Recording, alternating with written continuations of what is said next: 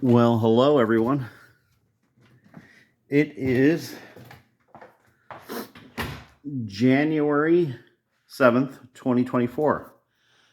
And yesterday, January 6th, 2024, I finally sold my 99996 and got my garage space back. Well, I got my 4 cars back in the garage. My wife's car is back in the garage. She was graciously elected to let her car sit outside because this is a 99 Lexus and it's probably worth a couple thousand. It's got like 400,000 miles almost on it.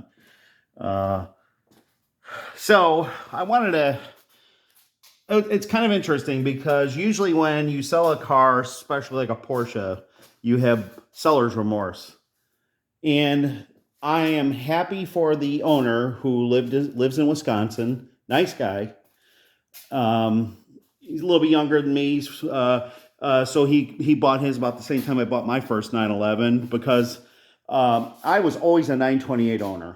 I picked them up because one, they were always cheap, and they're still cheap.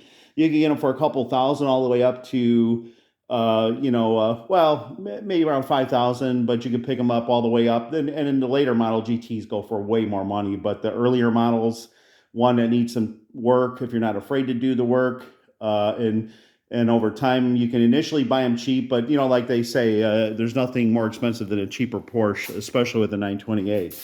But this car just needs some sorting. I need to get that done, but you look at them, they look like they're made for each other.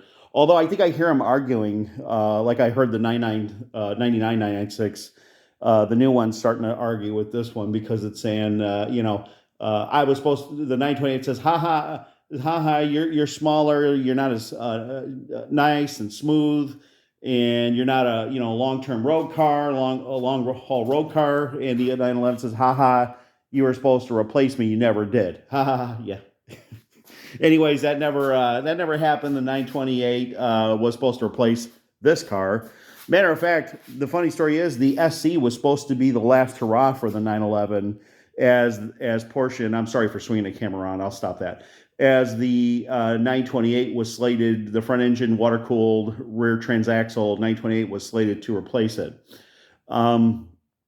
So that never materialized, thank God, and we still have the 911, and the 928, in my opinion, still lives on in the current 911 because after the 992, in my opinion, this is just my opinion, but while the 928 in the 90s was phased out due to the cost and poor sales, and that the 911 was still the icon, when the 992 991 was introduced, I said that was basically, I looked at one in person, I said this is basically a 928 with the engine still in the back, that because the size was bigger, way bigger than the older cars, and even the 996 that I had, which is that's I really think the 928 lives on, just it morphed into the 991 992. So, and the current one, that's the newest one out there, they've gotten bigger, and it's a lot of people, a lot of purists don't want to see that. They want to see the size still remain small for the 911. If you want a GT car, you get a GT car, which is the 928. It's a little bit bigger. It's more for the long haul roads, and obviously for the twisties. This, believe it or not, between these two cars, the 928, while it's heavier, it's not that much heavier. I think the loaded weight on the 80. This is an 82 911 SC, was around 27, a little over 2,700 pounds. I want to say that the 928. Don't forget, the 928 has when it was incepted in 78. I can't remember. I think Europe got them and started getting them in 77, but here in America we got the 78 model. From day one, they had aluminum, fenders, hood. The rear hatch is aluminum. The body's steel. It's part of the unibody construction, but a lot of it, the doors are aluminum. And I want to say the loaded weight on this car was about a few hundred pounds more than, maybe about 300 pounds more, somewhere about there. It's like a little under 3,000, I want to say. It's like 29 something, somewhere around there. So it's not a lot heavier. And where it really gains an advantage over the 911 is that the front engine is just the front engine. And then it's got a torque tube, a bell housing with the clutch. But then instead of the transmission being bolted up like a Corvette, let's say an older Corvette or an older traditional car, the differential transaxle, so it's a combination of the differential and the transmission, is mounted all the way in the back. So you have a nearly 50-50 perfect weight distribution. So this car handles outstanding. You don't get the pendulum effect. It's a more balanced car. Whereas, the 911 is always, the engine's over the back, and, you got the pendulum effect, and it can get out of control pretty quick. So anyways, in 2014, later 2014, I set out to buy this car, not this particular car, but I wanted a 78 through 83 SC. A well-sorted one was probably going for around 35 to 40 at the time. They weren't plentiful here in Illinois and the Chicago area, because most people in Chicago who drive Porsches drive newer ones. And I seen a lot of 996s at the time for sale, and obviously the 997s, but I wasn't looking to pay that kind of money. So I wanted an air-cooled car, but I had early retirement also in focus, being, kind of on top of my finances. I wanted to exit work. I worked IT. My final career was IT for 30 years almost. And I was working at a hospital, and I wanted to retire around 53, 54. So spending as little as possible to get the hobby car I wanted was a goal too. So I wasn't having much luck finding. Part of this was ignorance on my part to think that I could just, replace one with the other. But I was really into the nostalgia of the air-cooled cars, and I just wanted an air-cooled car. I'm 58 years old, and I grew up with these cars, idolizing and seeing these. This 911 was my, my generation, the air-cooled cars that I grew up and fondly remembered. So at the time, though, like I said, they were around 35 to 40, well sorted. Of course, they blew up to be way more 8-9 years later. But prices have softened recently. That's why I was able to pick this one up, even at a dealership that's pretty well known in Queens, New York. I got it for way less than what they're marketing it for. I took delivery of this car on December 23rd. I ordered it the 20th. They were prompt about shipping after they received the wire, and I got the car, and everything checks out. So I'm happy. It needs paint work. It's got probably a couple repaints, maybe one or two in certain areas. And this car is nicked, too many nicks and scratches, big ones to count. You can see this. And it's no rust, because these cars were galvanized. So it's down to the galvanized surface. But for the first couple years, I'm going to brush touch it and make it presentable 5 feet away, so I can just drive it, enjoy it. And then maybe, after year 2, I'm going to take it, have it sent to the body shop, maybe towards the end of that winter. So it's funny thing is, though, as I woke up this morning, being the 7th, the day after I sold my car, and I have trying to check myself, and I have no seller's remorse. And I didn't even have seller's remorse seeing the car go. Now, I own many cars, kind of somewhat now collector cars, and I had a tearful eye seeing them go. But that car, I did not. And it's nothing to make the current owner feel bad about his purchase. I don't want to ever imply that. It's just for me, because of my age, because of my interest, in an air-cooled car. The 996 was one of the biggest mistakes I made. I settled for a water-cooled 99 because they were cheaper at the time in 2014, late 2014, 2015, when I made the deal finally after several months of looking. And I thought that a 99 water-cooled 911 996 would substitute for the car that I wanted, which was this car. And they're so alike in many ways, but they're so different. And it just never fit the bill. It's like, if you watch my channel, you see that I'm into watches, and it's said so many times, if you want a Rolex, Submariner, or a GMT, but you decide to buy like a Tag Heuer GMT or Diver watch, or name your brand, thinking that you can substitute it because it's less expensive, or even a Tudor like a Tudor Black Bay instead of a Submariner and think that's going to satisfy you, you're so wrong. Because what you'll do is you'll buy that watch and you'll still continue to look for the Submariner that or GMT that you always set out for. So the thing that I learned with this car is no matter what, and I tend to be very frugal. I try to be in the hobby where cars like this I paid $2,200 for back in 2000, 1999, 2000 I think is when I bought this. I bought it off a divorcing couple, and they said, you want it, come and get it. $2,200, and it was in a grocery store parking lot with a for sale sign on it.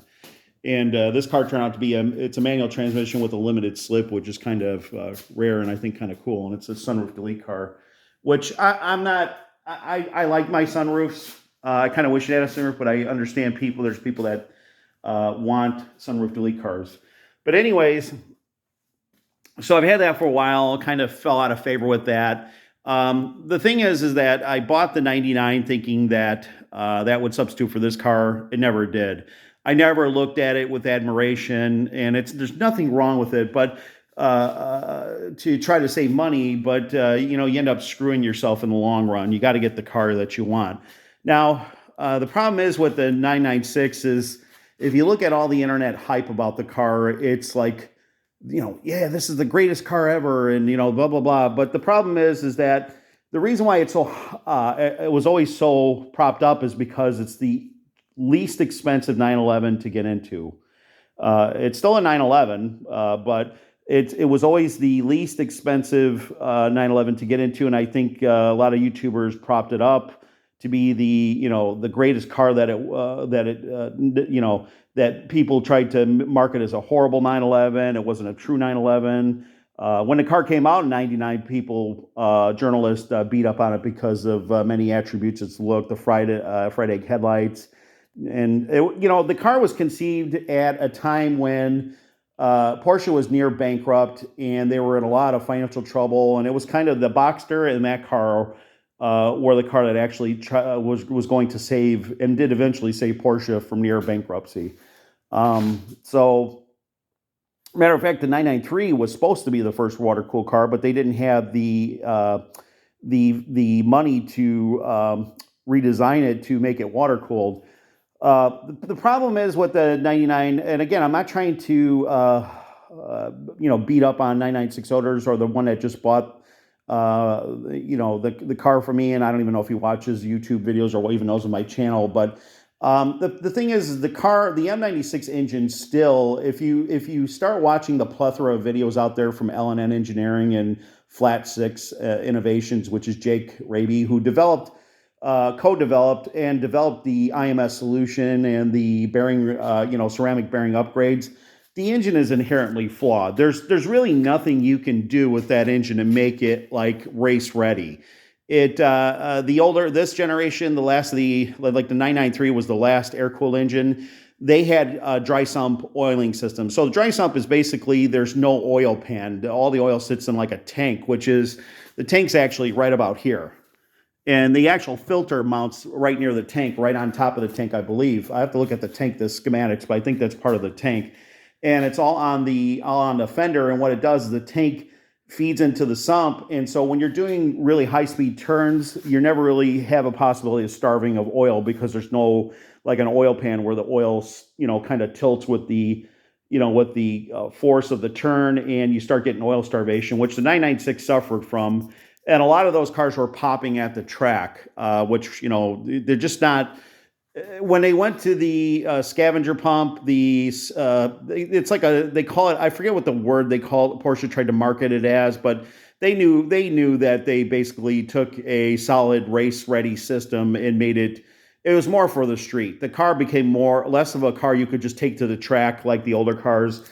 And it was more, you had to be a little more careful. And there's aftermarket companies like L&N who's developed an add-on sump adapter to try to get more oil in the system so it didn't, starve, where the pickup tube is on the high-speed turns where it wouldn't starve, but you'd still get starvation in a lot of those cars, and it would cause, I don't know if that remedies the situation, but it's nothing like a dry sump oiling system. It was called integrated dry sump or something to that effect. It was like a marketing thing, but it was just a standard they moved to a less expensive standard traditional type oil pan assembly on the flat six.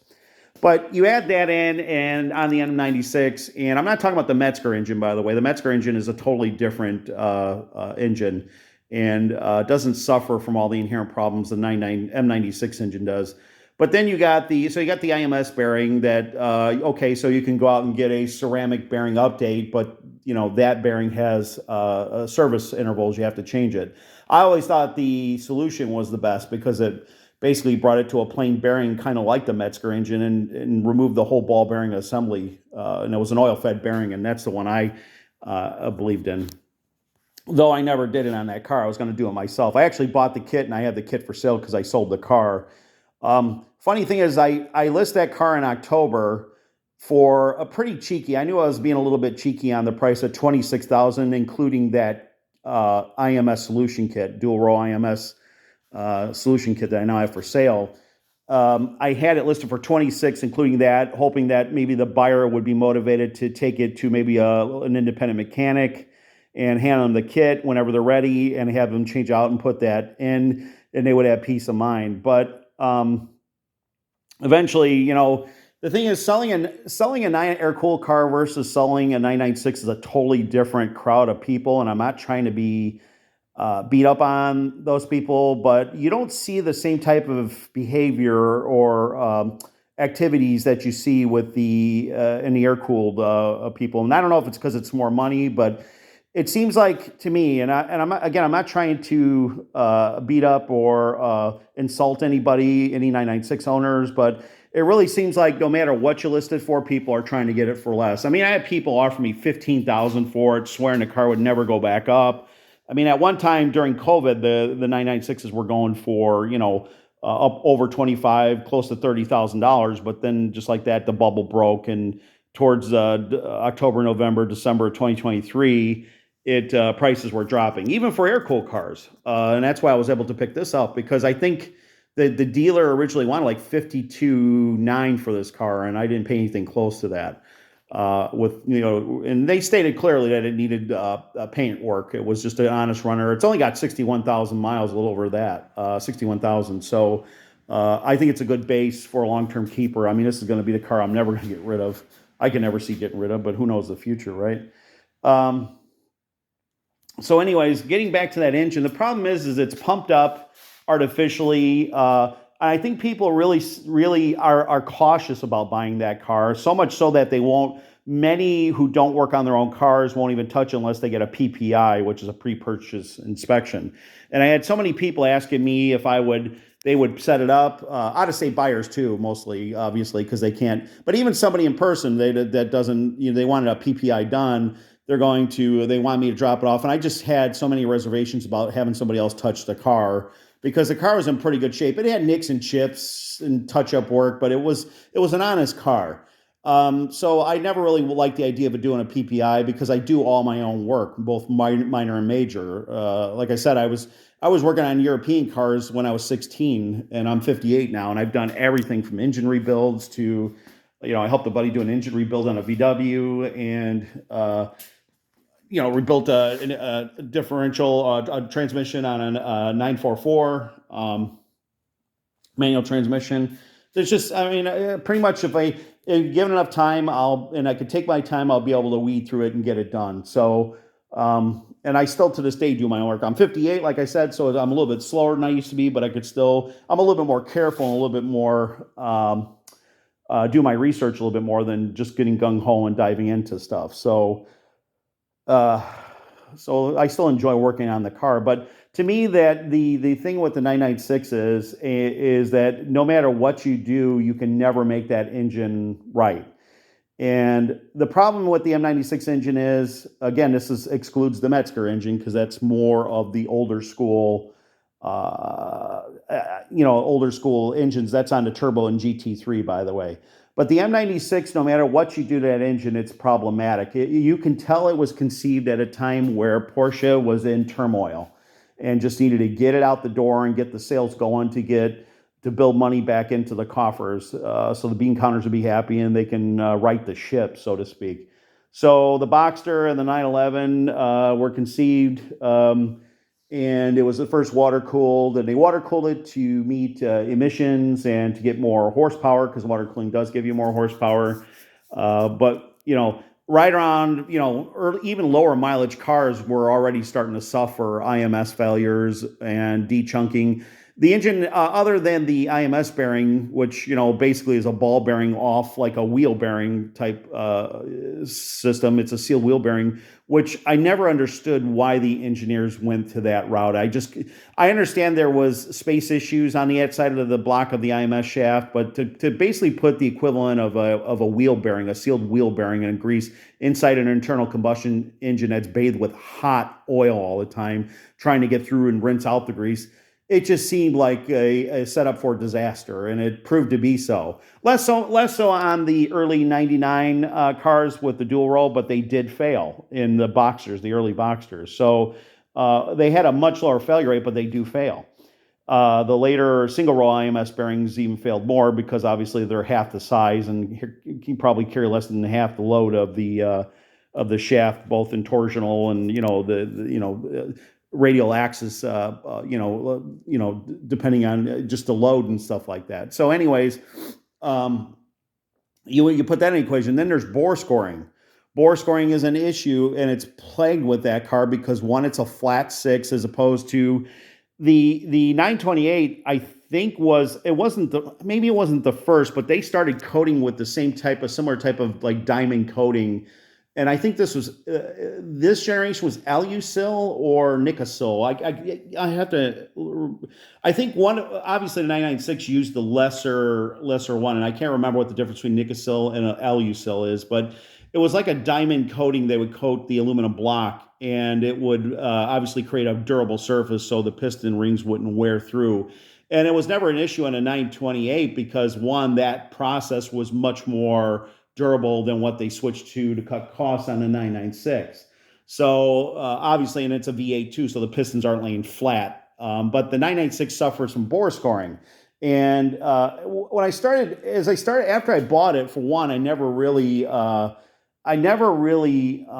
could get into the car because of the looks of the car.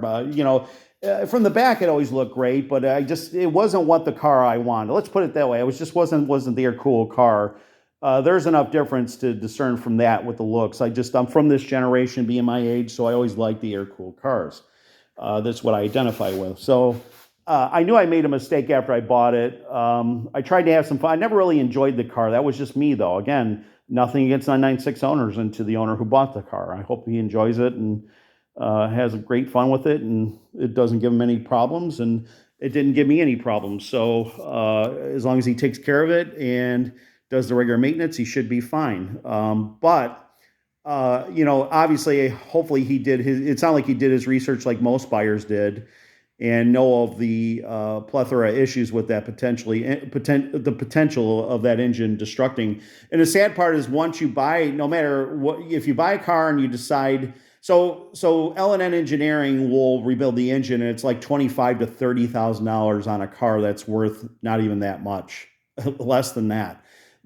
So that's the thing you got to try to swallow is you can't put a monetary on your hobbies, on your passions, on the cars you love, but I could never get into like the body style of that car, the looks of the car, or just anything of the car to be able to spend that kind of money. This if I had to spend $25,000 on an engine rebuild, I would say I can make it right in my head because I still love it's what I wanted. Okay, so I could never do that with the 996. I just could never spend that money. But that's what you're facing when you buy a 996. That M96 engine is just not an engine I would take on weekend track day events, but people do, and a lot of them pop at the track.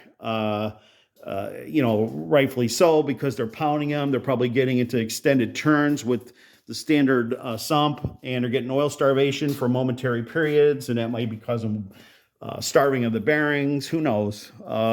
It's just not the kind of car I'd be track daying with. It's just not that. The durability is not there. These older air-cooled cars, you could track day them, and they were basically, you could have a lot of fun with them, with track day. They're not as fast as the 996. I think this car puts out like 180 horsepower, the American version, but it's not always about the straight out performance. But anyways, I'm going to shoot a second video and talk more about the inherent problems and what I see, with the YouTube mania, people propping up the 996 as the end all be all car. I mean, now I had to sell the car, so I had to, as a good salesman trying to sell a car, you have to point out its props, and it does have props. One, it's affordable. Two, it's still a good looking car, but I'll get into more on the second video and discuss some of the issues you need to watch out for, kind of clear up some of the hype. Being an owner of almost one for almost 9 years and being very technical and doing all my research, I want to kind of try to educate buyers to let them know what they could potentially be getting into. Not to end up with a rolling chassis at the end of the day they have to sell for $6,000 because the engine, let go. So I'll stay tuned for part two. Okay, thanks.